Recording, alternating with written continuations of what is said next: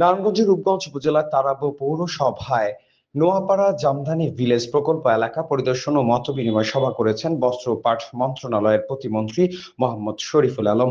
মঙ্গলবার সকালে আয়োজিত এই কর্মসূচিতে জেলা প্রশাসক, পুলিশ সুপার সহ সংশ্লিষ্ট কর্মকর্তারা উপস্থিত ছিলেন।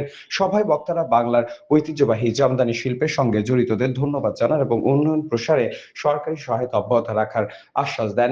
পরিদর্শন শেষে প্রতিমন্ত্রী সড়ক পথে ঢাকার উদ্দেশ্যে নারায়ণগঞ্জ ত্যাগ করেছেন। আসলে আমি এখানে আসার আগে এই এলাকার মাননীয় সংসদ সদস্যর সাথে আমার কথা হয়েছে। এই যে সমস্যাটার কথা বলেন, এটা আসলে শিল্প মন্ত্রণালয়ের আন্ডারে বেসিক। তারপরে আপনারা যেহেতু বলেছেন, আমরা আমাদের মন্ত্রণালয় রিলেটেড যেহেতু জামদানি শিল্পটা আমাদের মন্ত্রণালয়ের সাথে জড়িত, আমরা এটা খোঁজ নেব এবং এটা যথাযথভাবে যাতে রেজিস্ট্রেশন পায় বা এটা সমস্যার সমাধান হয়, আমরা একটা উদ্যোগ গ্রহণ করবো, আমরা কথা বলবো। আপনারা ইতিমধ্যেই আপনারাও ছিলেন আমার সাথে, শুনেছেন আমরা এই ঐতিহ্যকে অন্বেষণ করার জন্য আমরা শুধু ইংল্যান্ড পর্যন্ত গিয়েছি।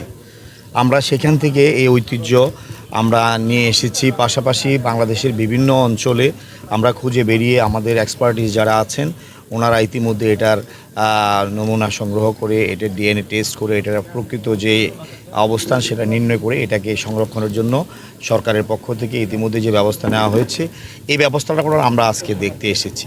আমরা নতুন সরকার, আমাদের সরকারের পক্ষ থেকেও এ ব্যাপারে এটার ঐতিহ্যকে ফিরিয়ে আনার জন্য যথাযথ ব্যবস্থা নেওয়া হবে এবং এই গবেষণা কার্যক্রম, এটার মার্কেট প্রসার, এটার বীজের বিভিন্ন ডাইভার্সিফিকেশন, বিভিন্ন ধরনের উন্নত জাত এগুলা অন্বেষণ করা, এটার কাজই এখান থেকে হবে।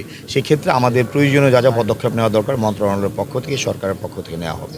দৈনিক আজকের বাংলা .net